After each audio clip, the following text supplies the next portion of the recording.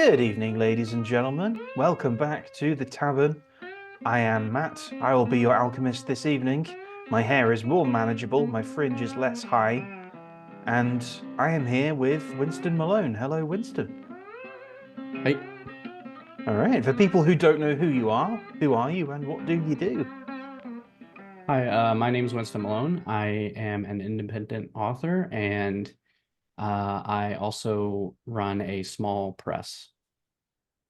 All right, very good. Okay. So, what is the small press? So the small press is Storyletter Express Publishing. It's hmm mainly run off of Substack, and I've um, working with a few authors right now to get their book published. And there we go. That's the segue I wanted to bring up the Substack. There we go. All right. Superb. Okay, so if you can say, who are you working with at the moment? Yeah, it hasn't been announced, and I don't know if I should announce it yet. Okay, but so But some people. yes, All some right, other authors on Substack. Yeah, but the announcements should come out soon. all right, very nice. Okay, and you have written yourself, of course. Correct. Yeah, I have one self-published short story collection called The Weight of the World. Mhm. Um, and then I have one short story published in an anthology called Along Harrowed Trails, Ooh, uh, which is like okay. a Western horror anthology, which is pretty fun. Mm-hmm. Nice. All right. Well, here is the weight of the world. All right. Okay. What was your story in that anthology? So the story in the Along Harrowed Trails anthology was uh man, I'm blanking on the name. A Wrath. Oh, it was The Wrath of the Widowed. Oh, And okay. it was about it's basically a ghost story of so the um wife of a like a former bandit, let's say. He's like retired from you know outlaw work. But yeah, his wife passes away and she's like haunting the house, like the property. Oh, However, yeah, like it gets really interesting when like a train derails near the property and some other outlaws find themselves trying to storm his property. So ooh, okay. yeah, it's it's fun. It's Cool. a fun little story, yeah.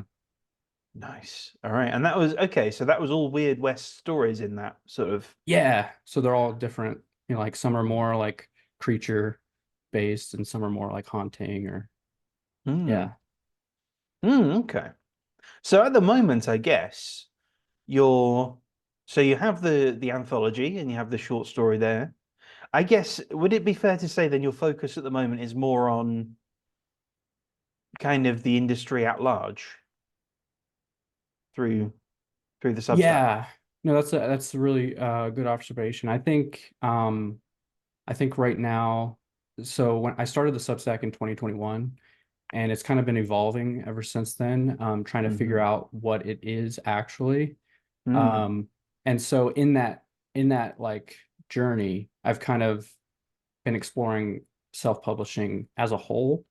And so Mm. I've been like learning editing, graphic design, marketing, the whole gambit. And Mm. it's been an eye-opening experience on what I actually like about Yeah. writing and publishing. And yeah, it's just opened my eyes to a whole lot of different doors um, for the future. So yeah, it's still evolving, I want to say, but Mm. I think I'm getting closer and closer to what I want it to be. Nice. Okay, so that's running through a lot of the different skills you kind of need to be. I mean, all of those skills would be really, really, really great things to have as an indie author to be able to graphic design and edit and write, obviously, and Yeah. have a good idea of what the hell's going on with publishing. Like that seems like an excellent recipe to be incredibly successful as an indie author. Mm. Yes. And I think to go along with that is like I think the marketing is probably the hardest Oh thing that God, I is it haven't ever?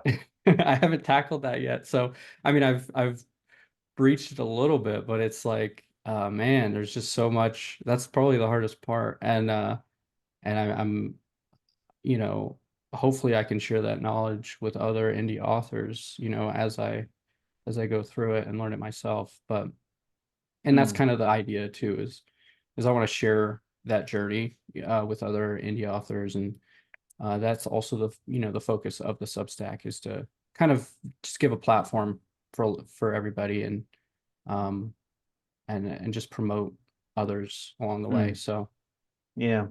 I'm of the opinion, and it sounds like you are as well, that a rising tide lifts all ships.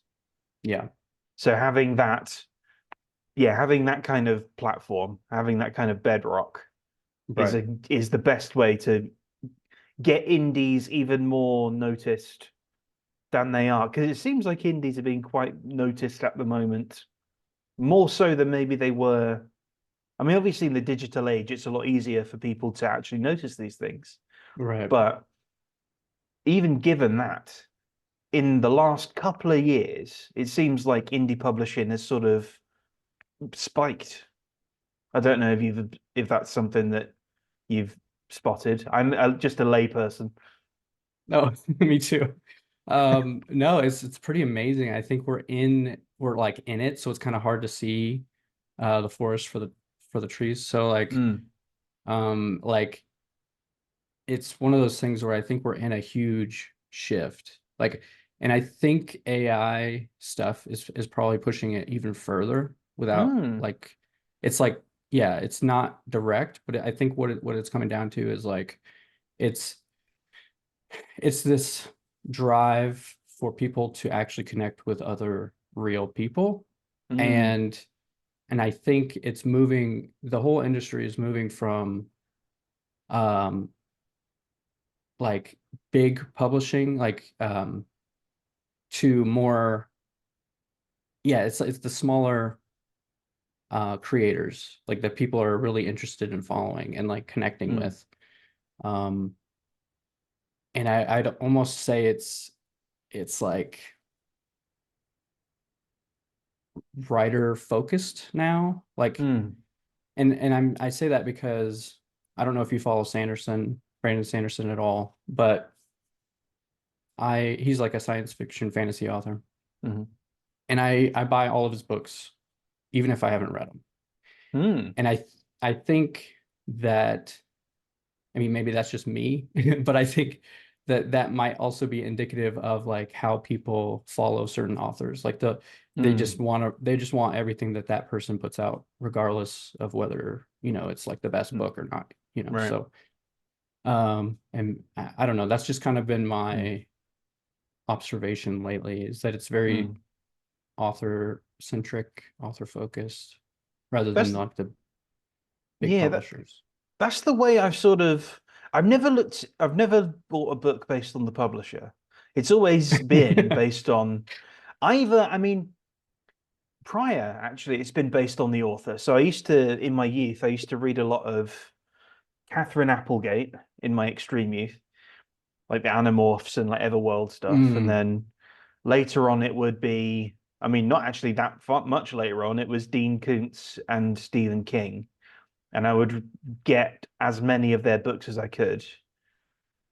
Um, and I enjoyed pretty much all of them.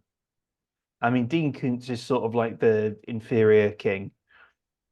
Um, I don't know if he's quite as mental as King, but he's definitely, and I mean, he's prolific as anything. yeah. And Yeah, then I've only read a couple Kuntz books, but some of them are a bit nutty.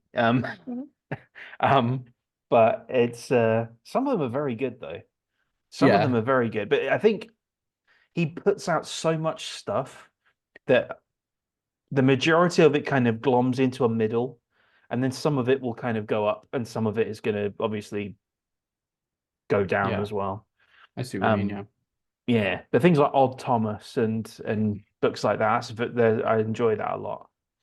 Um, and then and things like Soul Survivor, I think was quite good. But then later on, I got more into crime fiction, and then now I very much just kind of hop between. I like go into the local like bookshop, and I'll just sort of look around at the books and just see what story grabs me, rather than the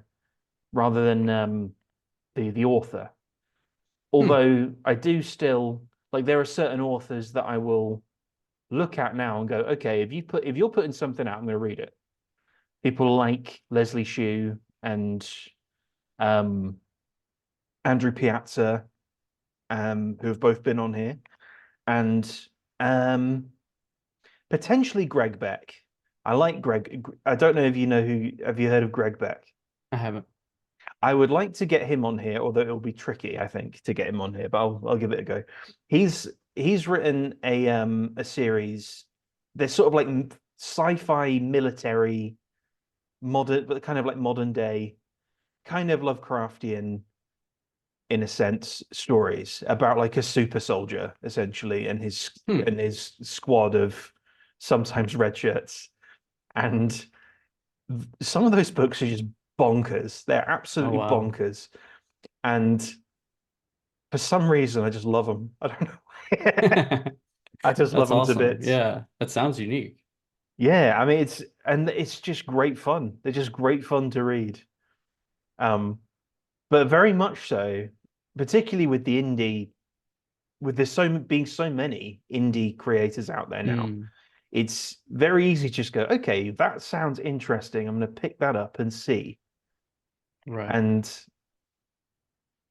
it's I find the hit rate there is pretty good so far. I mean, obviously, Yeah. there's some where I'm like, why the hell did I buy this? Oh God, why? And then and then there's some where I'm like, oh wow, okay, that's somebody who I'm now going to definitely read more of their stuff. Yeah, for sure. Yeah. And I mean, we're in a like the best time, I think, to be an indie author. Like Hmm. in terms of tools and accessibility and like being able to market yourself online with, there are still some like hurdles in terms of like algorithms and things like that. But Hmm. I think we're in a great uh, space.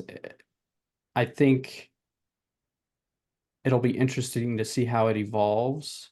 Like, for example, there is a new publishing house opening up. They're getting funding and they have leadership from the prior big five. And so this company is called Author Equity. So if you go to authorequity.com, you can kind of do a little more research on it. But basically, I think it was the former CEO of Penguin Random House. They left and they created this company. And the idea is that they're going to work with smaller presses around the world to then find the next bestseller from indie authors. And then and I don't know because I just found this like today. Hmm. So I don't know like the entire makeup of how they're going to do these, uh, how they're going to publish books. Like I don't know if they're going to I don't know if they're going to take the upfront cost of publishing the book, Hmm. but I do know that they are going to split the profits with the author rather than take most of the profits. Interesting. Is it Um, this thing? yes. And Interesting. if you go over to team, it should show you who created it. So Hmm. yeah, you have these like co-founders from the big five that left. Hmm. Um, Interesting. and so you could say that they're experts in their field, and maybe they saw the shift coming as well. Yeah, they see the Um, and writing on the wall. yep. And so I think this is where it's going to move. Um, so yeah, I mean,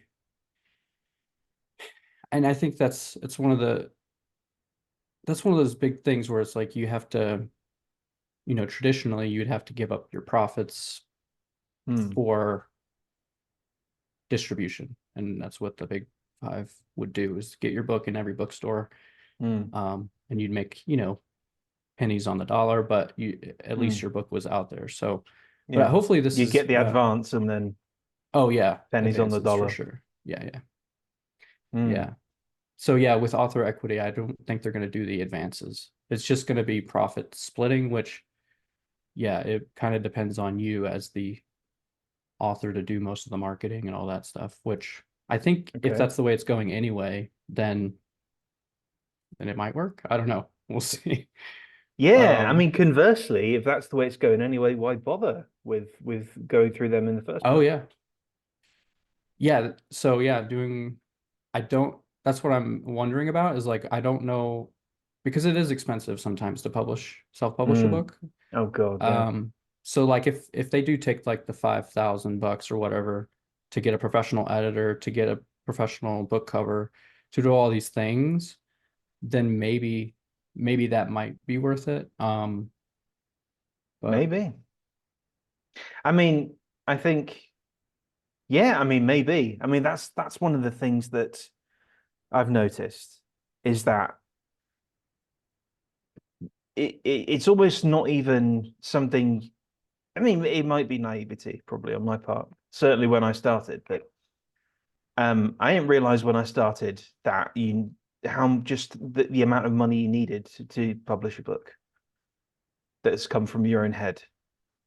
It's like you can you you can do can it do it cheap, for but you, yeah, you can do it cheap, you can do it for free, you can do it cheaply. yeah. Um, and you can do it that way and come out with something good,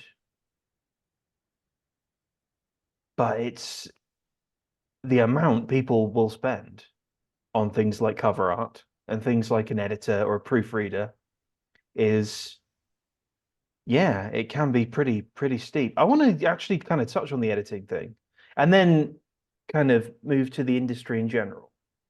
Even Okay. though we've been kind of talking about that, but like it's sort of just take a wider view. The editing side of things. So you've sort of you're getting into that game. I'm also kind of getting into that game. Um, I've got a couple of people. I am currently sort of proof sort of overlooking Nice. for an author that has a absolute mountain of a book, which I Oh man. am yeah, I mean, which is it's like daunting, but also so far I'm enjoying it. So it Hmm. should actually be pleasant. Yeah, that's Um, good. but what I have found with the editing and what pushed me into doing it was the bad job other people were doing. I don't know if you've noticed this as well. I'm not going to name any names because I'm not a drama person. Um, but people who are very kind of well regarded even in some of these areas. Oh, like charging for editing services? Oh yeah, like charging a lot as Oh, well for editing services. And I got a kind of a peek behind the curtain on someone's work in progress that had an editing pass through it. yeah. And the amount of stuff they missed was staggering. And I thought, like, how the hell is this person charged? And this is someone who a lot of people use. Again, I will not say who it is. I Yeah. should, maybe, but I'm not going to. I'd rather scalp their clients, frankly, and take them for my own. But Yeah. it's like the amount of just half-heartedness that went into it, and they charged the amount they charged. And I'm like, oh, that bugs me, and that bugged me for a good month before I thought in my job I basically do that already. Mm, I essentially right. line edit people's stuff already and mark out where things can change. So why not do that for people and hopefully raise some of the standards again and and help people and charge obviously charge not as much because I'm entering into the space, but get get people's stuff. just eliminate some of these little things from people's Right. stuff that should have been eliminated by this dude but weren't. So I don't know if you've noticed this as well. My rant Yeah, is I over. mean, well, so in terms of noticing editors charging um for services, I haven't seen too much of that. But I do know that there are, I mean, it's just it should be common knowledge at this point that there are scams out there. There are things that independent authors need to be more vigilant about when it comes to this kind of stuff. Mm, And it hurts it hurts me to know that people have like paid people $10,000 to get their book published and then it never happens or whatever. And it's like mm, it shouldn't have even cost that much to begin with. And then to have it be a scam is just even worse. mm, Um, and so I do worry about like and this is something that I struggled with for the past year was like trying to figure out what my business model was going to be. mm. And so I didn't charge anybody. Like so like if you submit something to the story letter and I accept it, I will edit it for free and actually pay for the story. But Damn. that's because I'm teaching myself editing. And I and Right. I want and I want that experience to be something positive for other, newer writers. And, I don't want there to be some kind of like it doesn't need to be about the money. Mm, But I do know that you should eventually be charged for your work. And so that's mm, one of those things where I've been like how is it gonna because obviously I can't do it at scale. It's just like a couple stories a month here and there. mm, So like as it does scale, if more people start submitting stuff, there is going to have to be a change. And I don't know if that means bringing on another editor and then having that be like part of the payment model or something. I'm not sure. mm, And that's why I said in the beginning that it's very experimental on my part. But in terms like to get back to your point, I think there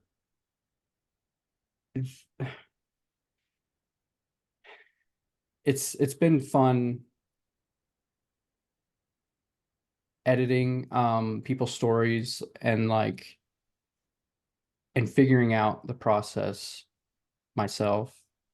Um, but no, I haven't seen like other people charging ridiculous amounts of money to like, mm, cause you know what I mean? I just haven't seen like the behind the scenes of that, but I know mm. it's out there.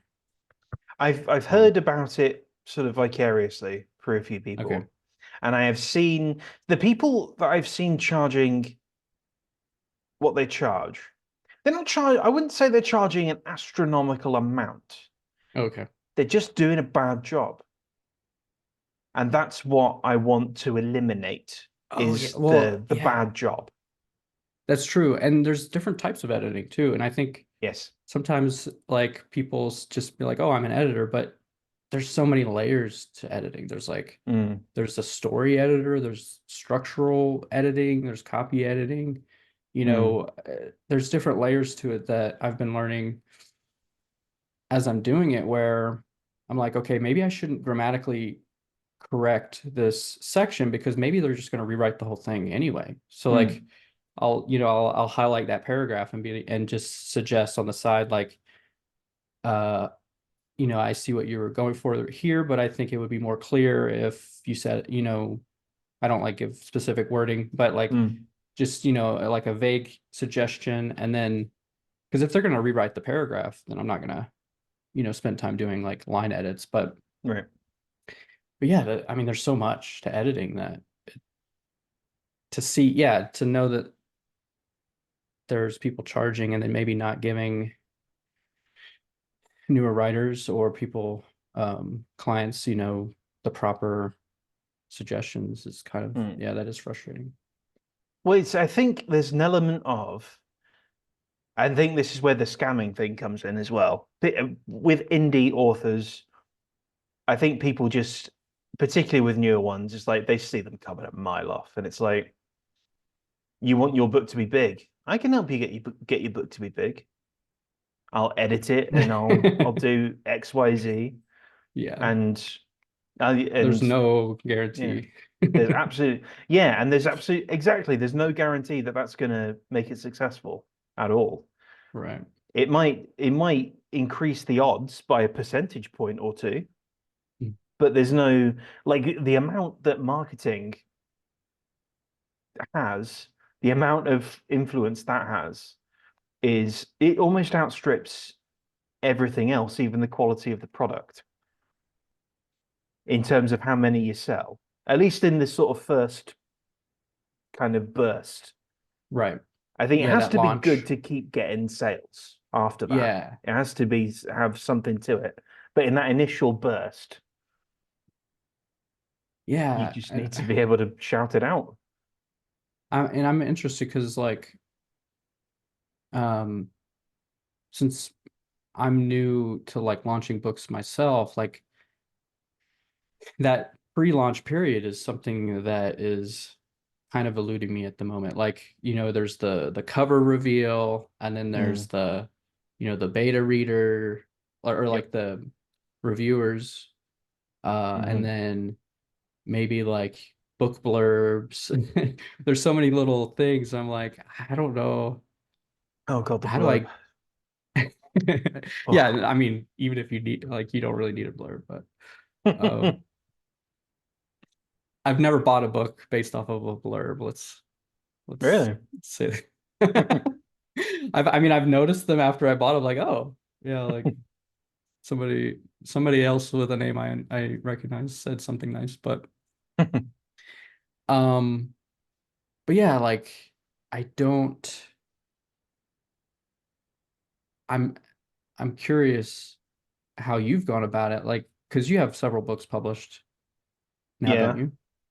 And so, Hmm. like, do you have like um a schedule, or like a system that you go through before each book, or how does that work?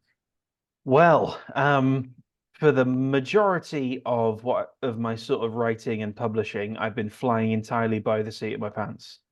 Um, it's been I mean, I would not use me as an example of how to do it successfully. I'll put it that way. I've put out like 10 books, and the most reviewed one is something like 12 reviews, which is the first Kodiak. Okay. Um, I think in terms of in terms of like how things have gone, I think I've sort of settled into a system where um putting things out on social media is good. A cover reveal is a good idea as well. Just like using sort of the cover art for an ad and then Mm, properly revealing the cover, that seemed to work out reasonably well for the first Kodiak book. Um, Being vigilant and putting it into like when people are like, "Hey, I'm looking for," because you get this on Twitter and on Minds and things. You're like, you have, "Hey, I'm looking for indie books. Who has an indie book?" And you go, "I mm, do." Bang. Being like on the spot with that is handy. yeah. Um, um, in terms of, I mean, beta reading, to be honest, I've only really started doing that very recently as well, having someone beta read, um, sort of a trusted person who I know will not pull any punches, Yeah. beta read it and go, okay, yeah, this is good. This needs reworking. This might need rewriting entirely. Where's this going? And then I Mm, can kind of address that. Um, And then, but when it comes to actually putting the thing out, I feel like I feel like there's like a span of like a couple of months before, and a span of hello, Sorry. and a span of it's fine, and a span of like maybe a couple of months after, where you just need to be going, I have a book, ah, pay attention to me, and try not to be annoying while doing that, and then you'll pick a few things up. Um, I mean, I've seen people like the last person who came on here, Devin Erickson. His book um has just like rocketed. And part of the reason his book has rocketed is because he has two wives and they both scream at people on Twitter all day to pick up his book. And he also is like he's also kind of cantankerous on Twitter as well. So Okay. he gets a lot of attention that way. But it like and yeah, I mean, so it's just been so people just keep going, okay, I'll check this out. And having Yeah. like, I feel like having like a good sample as well that people can check out and it's easy to get to. Right. That's nice as well. That's very good. I think putting out adverts as well in some form. What I want to do, this is something I've been looking into as well and kind of practicing doing is like sort of like readings of bits for like just having like a passage from something, like a passage from the book that would serve as a nice Oh. trailer, and you can do that and set that to Oh, yeah. music with a bit of art. That's a cool idea. Yeah, I've seen Yeah. those, yeah, on like on Instagram. I've seen people do, what do they call them? Like not collages, but like, yeah, Oh, not, the things at the top. yeah, where it's like it's not a book trailer per se, but it's like um a story, not a, I want to say storyboard, but basically it's just a series of images and music that sets a tone or mood for the book.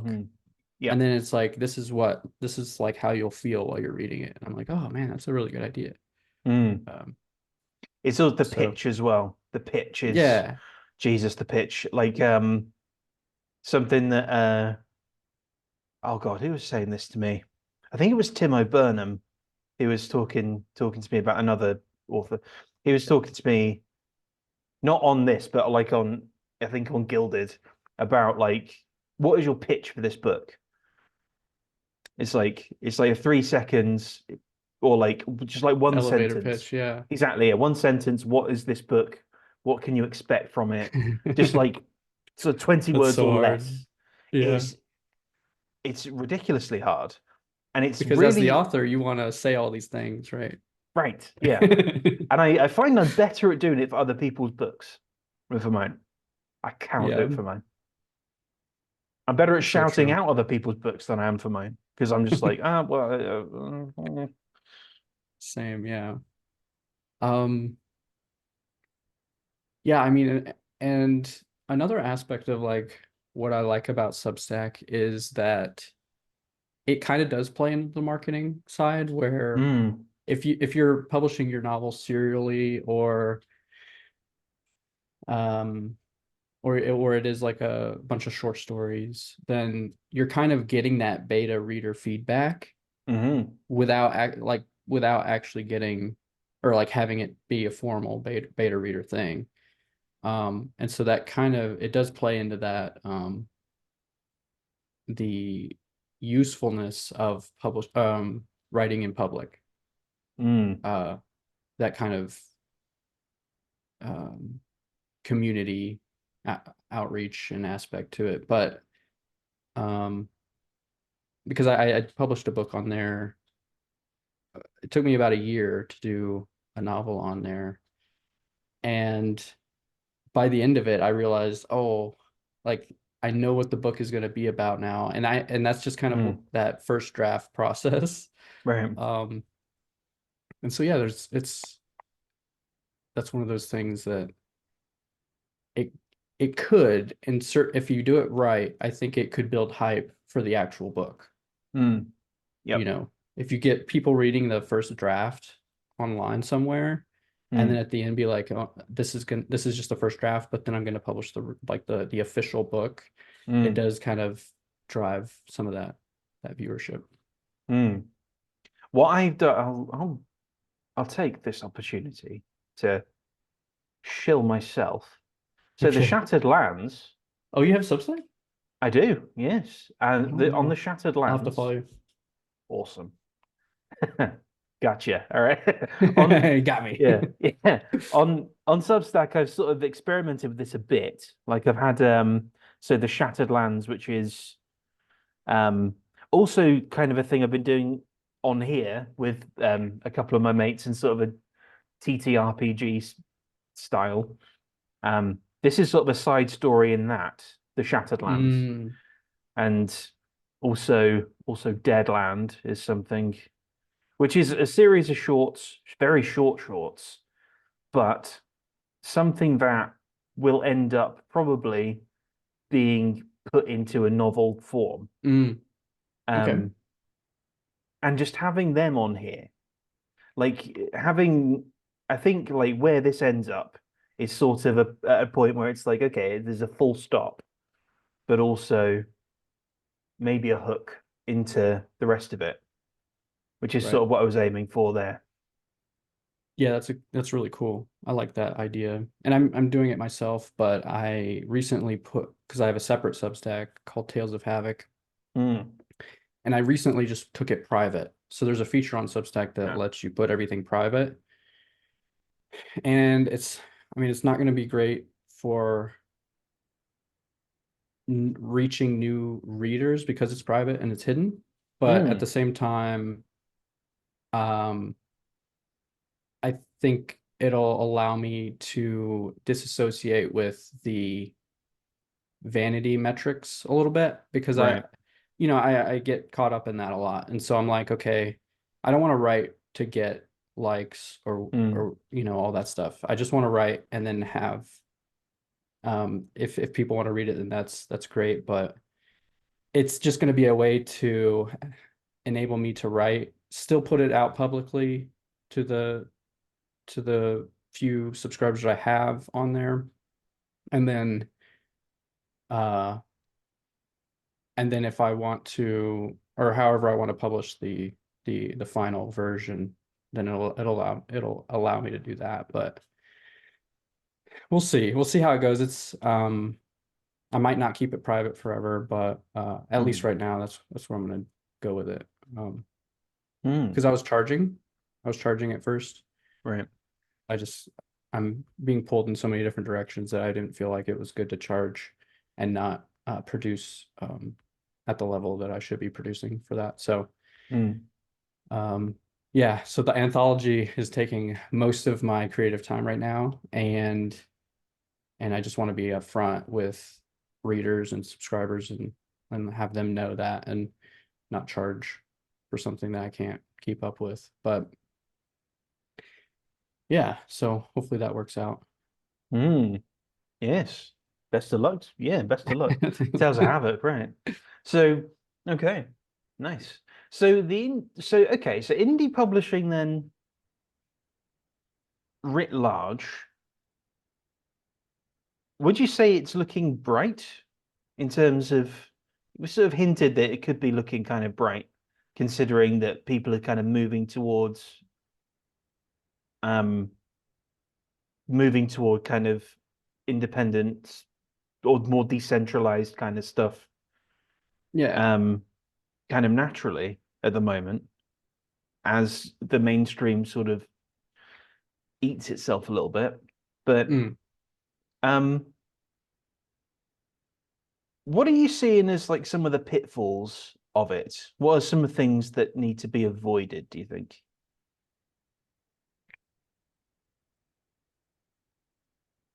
Well, I haven't um I don't have a solid opinion yet on this aspect, but Mm, I think the one of the pitfalls of indie publishing for the reader is the quality control. Mm. is that there's a lack of quality control, and I understand that that was probably one of the benefits of traditional publishing, in the sense that it was kind of like a filtering system to get like refined books out to the Hmm. public.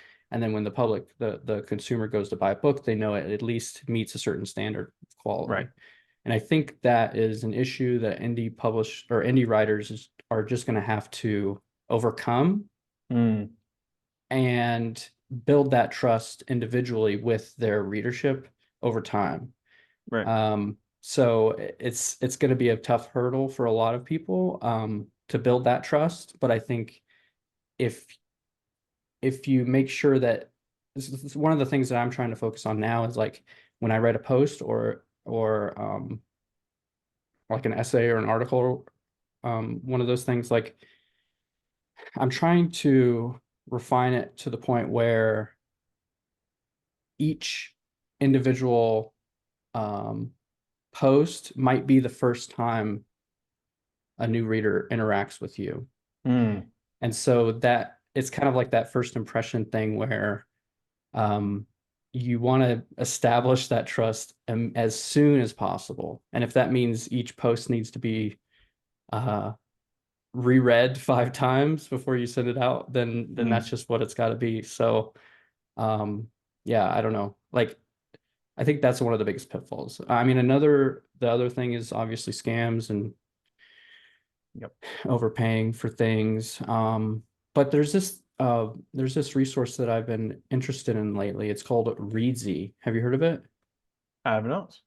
So it's like a I'm not gonna be the best at pitching it, but like uh I recently got my cover designer through Readsy. And basically what it is it's a portal that allows you to kind of build a pitch and then send that out to other like contractors. So like if you need an editor, if you need a book designer, or if you need beta readers, reviewers, like pretty much anything an indie author needs, you can go through the Readsy portal and then send it out to their like their I don't want to say partners, but basically other contractors who are on the website.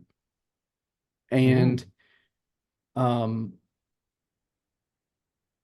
and I want to say and like I haven't used it a ton. I need to preface that I don't know how the editors like the I don't know the professionalism of all of these contractors, Mm. but I do know that the artist that I found was wonderful, and I probably wouldn't have found him if it wasn't through this service. Um, so yeah, I just want to kind of put that out there that maybe there's websites out there that if you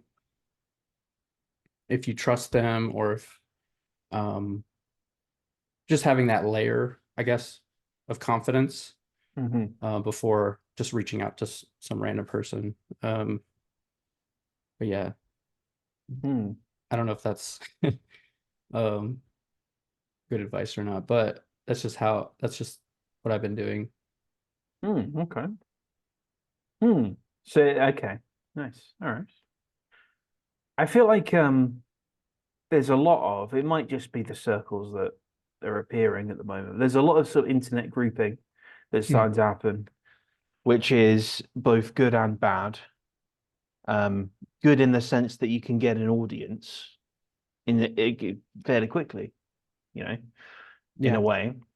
Bad in the sense that with all internet groups comes internet chicanery and internet drama and other such nonsense that you get sucked into. yeah. Um, and I'm hoping, yeah, I'm hoping things, I don't know, I'm hoping things just continue to kind of grow and kind of evolve in a positive way, I guess. Yeah, like the community aspect is really exploding. Like Mm, there's so many um, resources and communities wherever you go, pretty much online. But like like you said, it does, there is some level of toxicity in certain things where like, and maybe it's not even by other people. Like I've struggled with comparing myself to other writers and being, and it's that constant like checking the ego kind of thing. Mm, Um, and it just puts me in a negative headspace, even though it's not the intention of anyone else. It's just like the self, it's the self deprecation or the self reflection that, you know, it's just one of those things that I'm learning myself as I go through mm, this entire thing where, and I write about it a lot, so I'm not shy about talking about it. I think if you I think it's natural to kind of understand why we feel a certain way, mm, and like uh come to terms with just knowing that you're trying to better yourself. And I think everybody in these communities, they seek validation, mm, and it's great because the community offers that validation, in a sense. mm, And so it's a great resource for a lot of newer writers who maybe they can't get anybody to read their stuff. And so yeah, if it's just with other writers, and that's how, and that's all, that's your motivation for writing, mm, um then yeah, all the better, I guess. mm.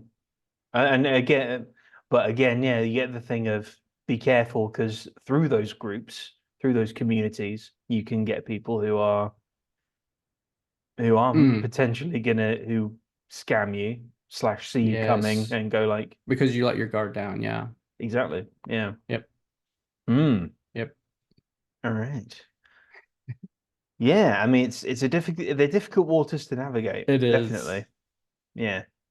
It is. Yeah. There is something that I wanted to sort of kind of chat with you about here because I Okay. noticed it on the story letter and it was follow your passion. Hang on, let me bring it up so people can see. So people can see it and also can there we are. So people can see it and also excuse me. So people can see it and also read it for themselves. If I can get a shape somewhere. Okay, no, I can't. I can just go. "Did- That's white. No one can see that. Oh my gosh. Yeah, it's All right, bottom left. this here.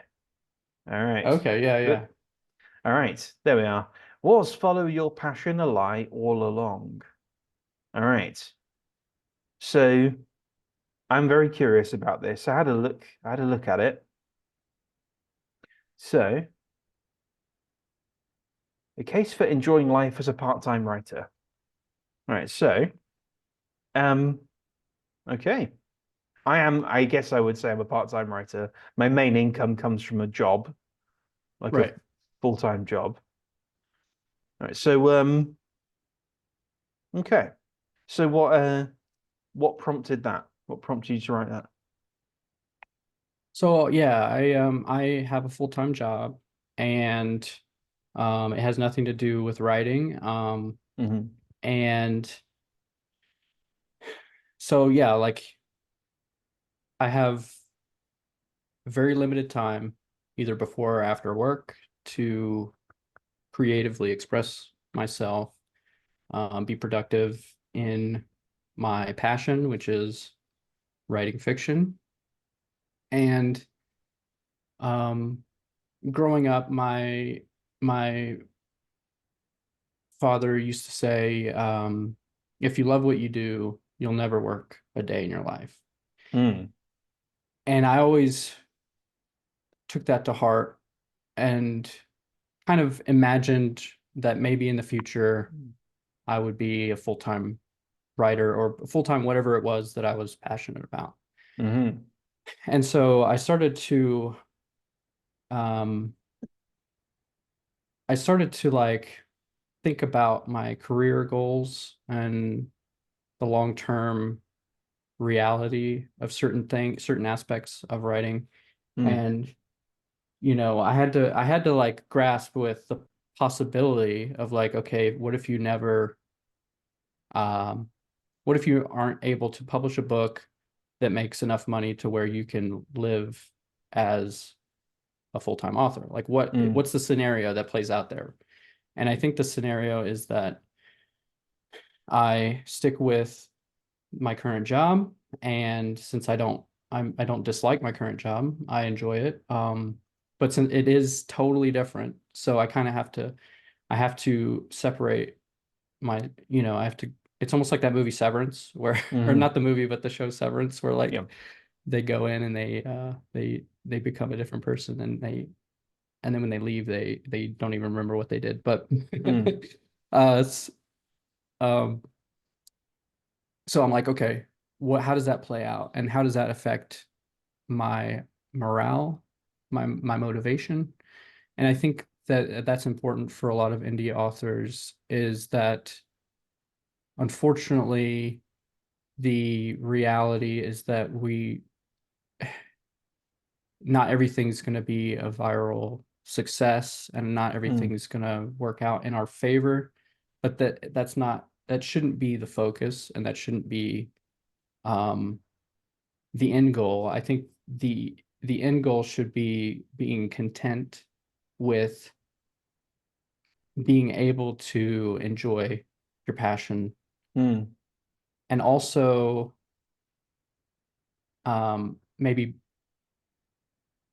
finding out how to bring that to your professional job. So like Mm. one of the quotes that I have in the article is from Mike Rowe, where he says, "Don't follow your passion, bring it with you." And Mm. I was like, wow, that's pretty interesting, because maybe maybe the thing that I should be doing is figuring out how I can bring my editorial skills, my, maybe my business administrative skills with the publishing stuff, and apply it to my current job, and then Mm. still have a career, and be able to retire and do all those things while still enjoying writing on the side. And I think it Mm. was just coming to terms with that is Right. why I wrote that article. But um, Mm. yeah, that's a lot. Mm. I think it's one of the benefits I had from going to university doing creative writing, which I mean, it's obviously it's not going to get you a job if you do an undergrad in creative Yeah. writing with drama studies, but one of the things that I really appreciated later on, not so much at the time, but late when I was 18, but later on was when they said in the first lecture, basically, um, the majority of authors are not paid very, very well, and the majority of authors are not doing it as a job. Mm. And I was thinking, like, but like as in my naivety, I'm like, but Stephen King, but J.K. Rowling, but Yeah. and insert author here, right? And later on, you're like, okay, that's absolutely the case. Yeah, of course. I mean, this is even before like KDP was a massive thing, and Yeah. it's just and having that, it's almost like being primed for now, where I look back and I go, of course, like that's the case. And it was, it sort of shifts the focus away from sort of being kind of a hack, going for like this is hot right now. I'm going to write something about this Mm. and do this. To being like, okay, I'm passionate about this kind of writing. I'm going to write it, and I'm going to go over it. I'm going to kind of pick it apart. I'm going to try and make it as good as possible. And then I'm going to send it out and see what happens.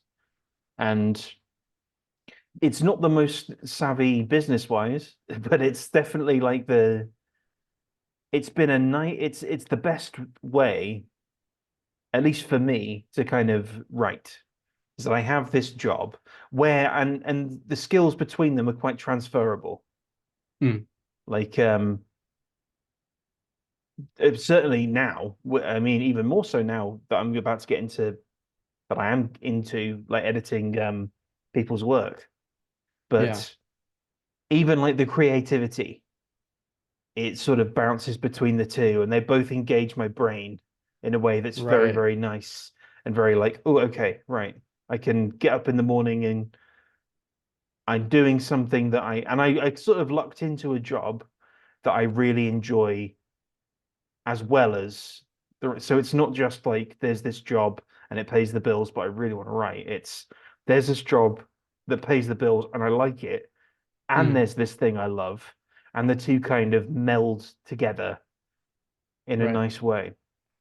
Um, and I think it's one of those, I think it speaks to this thing of like this sort of idea of like this sort of main character syndrome that people have when they're young, Yeah. where it's like, I'm gonna do this thing, I'm gonna do this, I'm gonna be amazing, I'm gonna make all this money off this thing, and you realize, oh, okay, no, that's not happening at all. All right, okay, cool, right, Yeah. yeah, and it's Yeah, just I mean, managing expectations. managing expectations. Yeah, Mm, that's so true. And it's one of those things where yeah, you have to really pinpoint what is making you happy about the thing that you're doing. mm, You don't want to get caught up in the the social the vanity metrics, mm, the sense that you have to be validated somehow from external sources, mm, where yeah, you want to do the thing because you love doing it, and then hopefully other people see the passion that you have for it, and then they come along for the ride, you know? mm, And yeah, so like trying to that's kind of why I've been writing a lot about, mental I'm calling it creative wellness, but like just kind of like my mental state as I'm going through this process and mm, just grappling with certain things. mm, But yeah, it's maintaining um that drive is really important without letting mm, it get out of control. I kind yeah, of imagine it being like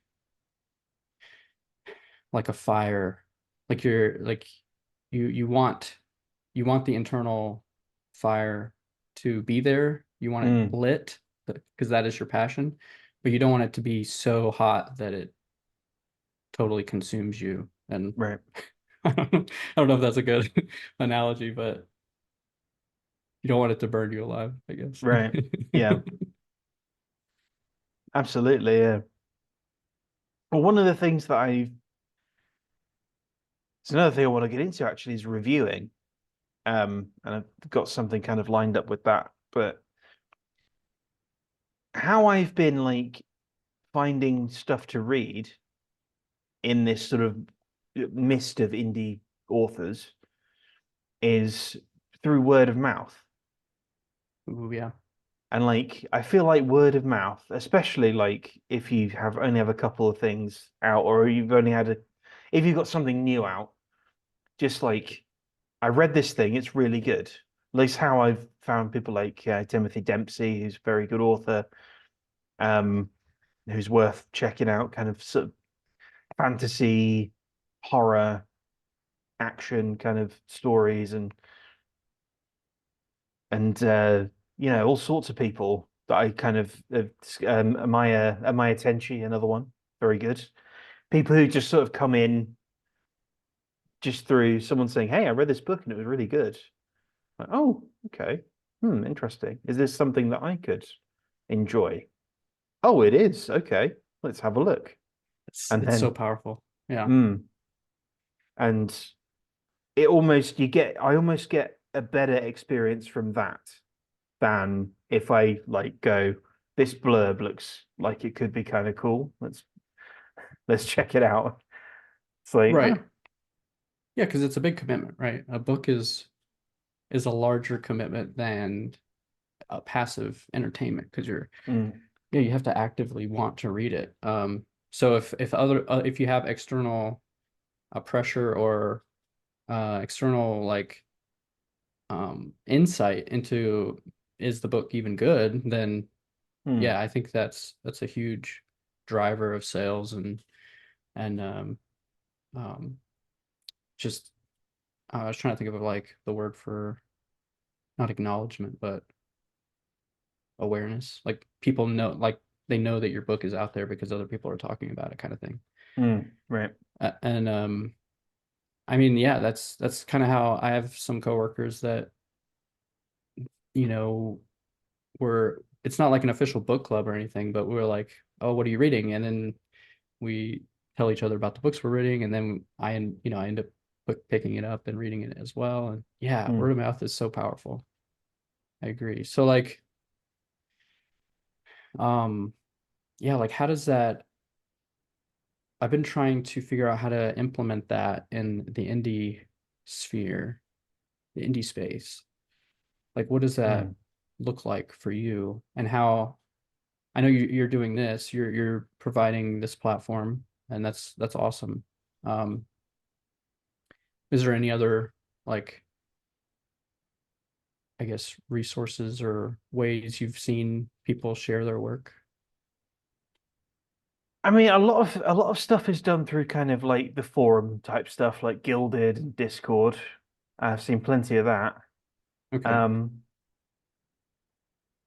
there is, I mean, people who are on Twitter a lot, you know, they kind of get attention for their stuff and they do it that way. Um, it's tended to be a sort of unofficial.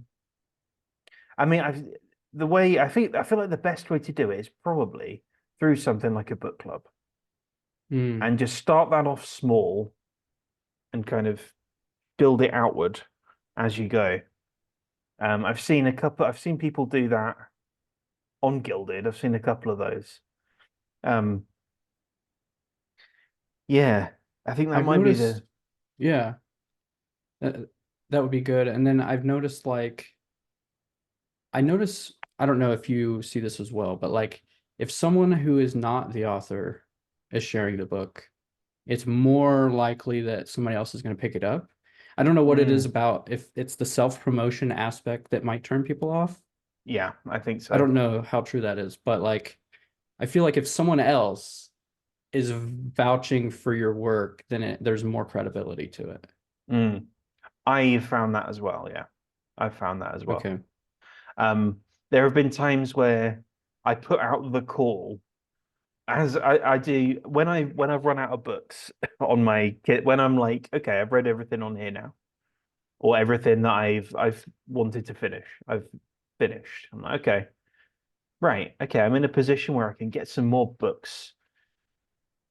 Twitter and like this is the great thing about like platforms like X or Minds or whatever. You can go, who's got a book? What's it about? Shout it at me, and I'll have a look at it, or I'll see if it's something I kind of want to have a look at. And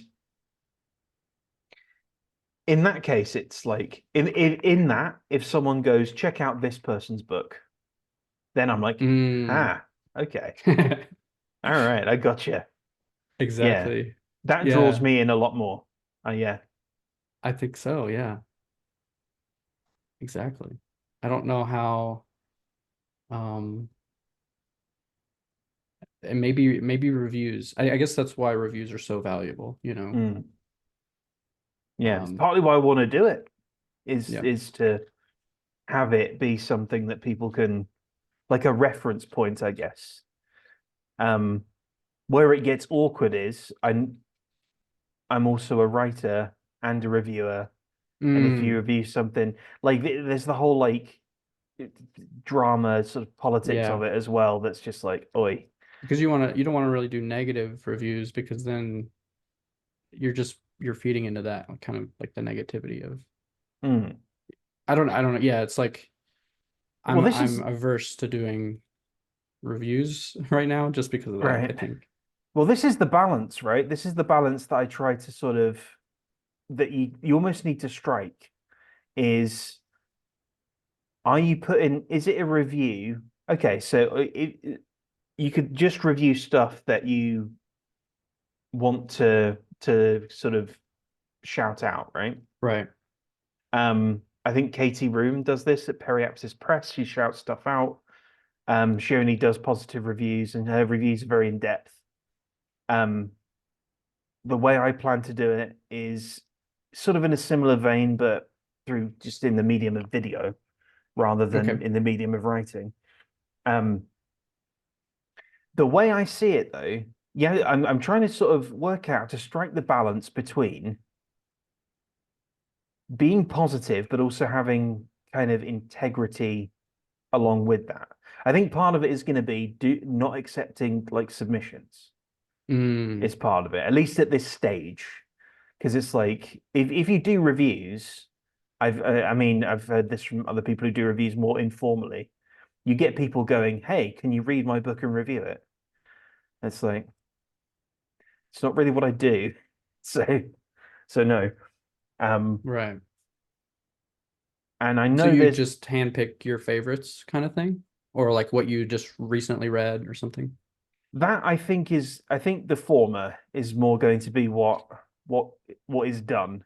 Um, and this is sort of because I'm going to do this with another person. This is sort of what we've kind of what we're leaning towards at the moment, Okay, and we've got like a few things that we're going to look at. It was going to originally be kind of like hidden gems, um, that's like cool. books that don't necessarily have a lot of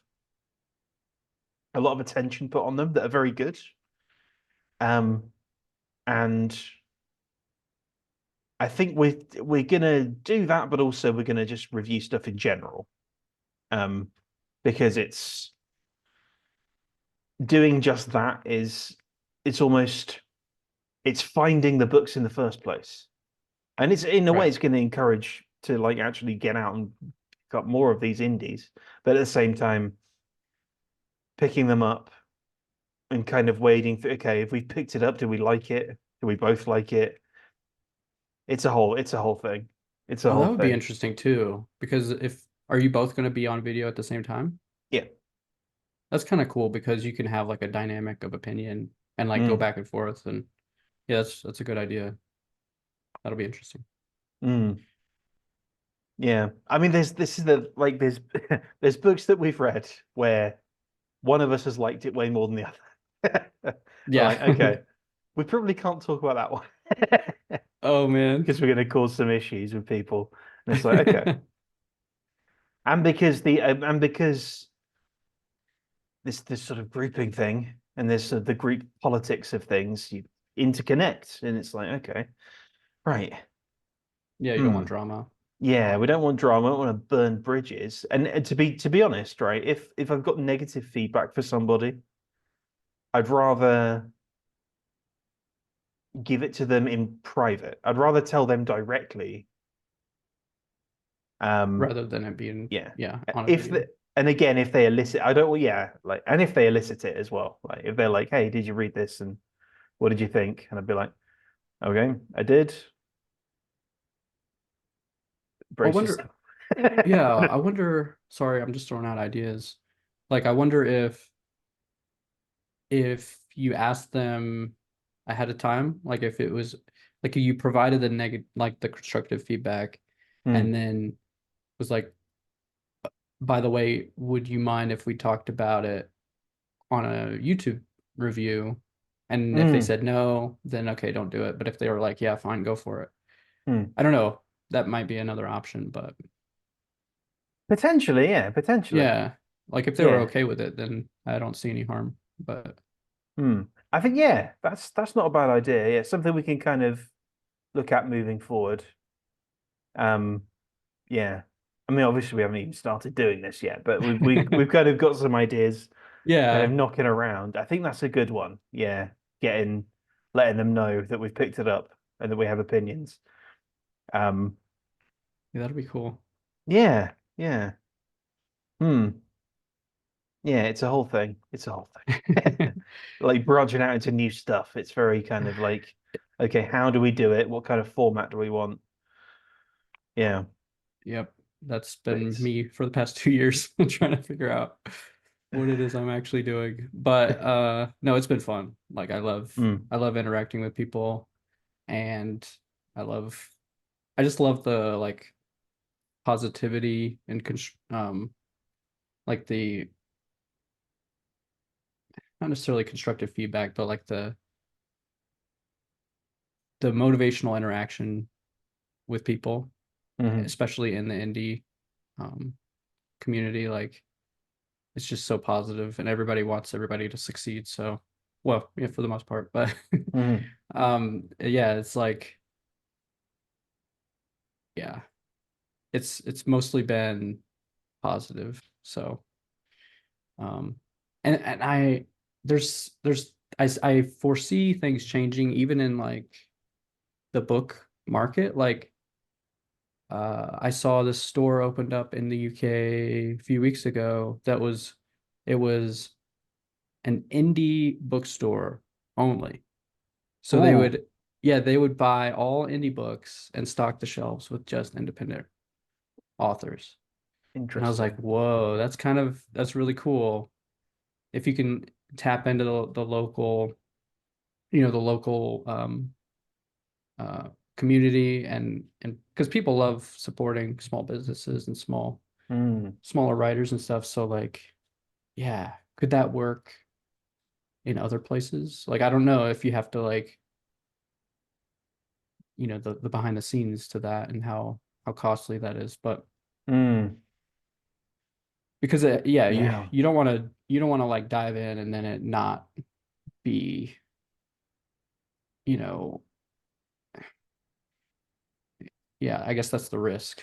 It's the risk of Mm, trying those new things. But I mm. just thought that was really cool, like a It is store that cool. only had indie books. Yeah. It is cool. Yeah, that's something to. I'm curious about that now. I'm gonna go look that Yeah, up.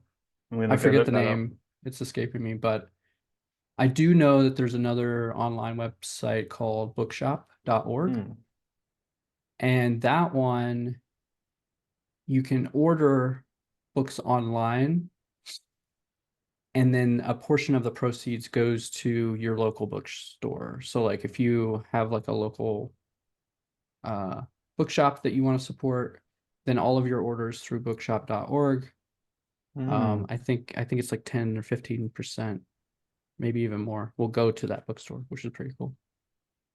Nice. All right. Cool. I'm definitely gonna see what the hell's going on with that bookshop now. Okay, maybe yeah, if I can find it, I'll send it Yeah. to you. Yeah, yeah, please do. Yeah. I can stick it in the edit. I'm going to have a look around for it now anyway, because I put it into Google and lots of interesting things came up. So Okay. that's going to be my rabbit hole now, which is really not great at 3:08 a.m., but we roll with the punches. Right. Yeah. So while I prepare to dive into that, thank you for coming on. Where can people get in touch with you? Where can people find your stuff? Well, I mainly write on storyletter.substack.com. That is where I publish short fiction and poetry, and where most of my announcements and updates on the anthology coming out, hopefully summertime. Um, Hmm and then my personal Substack is havoc.substack.com. hmm And then all my social media is at the story letter. Um, hmm and so, yeah, that's about it. Nice. Thank you for having me on. This has been awesome. Yeah, thank you for coming on. Thank you to Matt to MS Arthadian Yes. for linking us together. Yeah, Yes. Thanks, Matt. awesome stuff. Thank you, Matt. Um, and you can find me over here, obviously. Also at Drunk Wordsmith on YouTube, where there's dramatic readings of stuff. If I Were the Devil was the last thing I did a dramatic reading of, and it was very dramatic. Um, where else? Gosh, it's been a while since I've done one of these. Oh gosh, X, Twitter, of course, Twix, whatever you call it nowadays. It's a cesspool, but I'm there at. What is my Twitter handle? Oh my gosh. I'm not prepared for this at all. And hopefully this won't break everything. At at Waterhouse Books. Of course it's Waterhouse Books. I picked it because it would be easy to remember. Also Matt Waterhouse author on Minds. Also mattwaterhouse.substack.com, where you can find some short stuff, some extracts from the Shattered Lands and Deadland, and you can find my travel writing as well. Another one of those is going to come up shortly, because I was writing it before we started recording, about my sort of journeys around Kyrgyzstan and Bishkek, and what's been going on there. So, Winston, once again, thank you for coming on. Thanks for having me, Matt. All right, and thank you guys for watching, and I'll see you next time.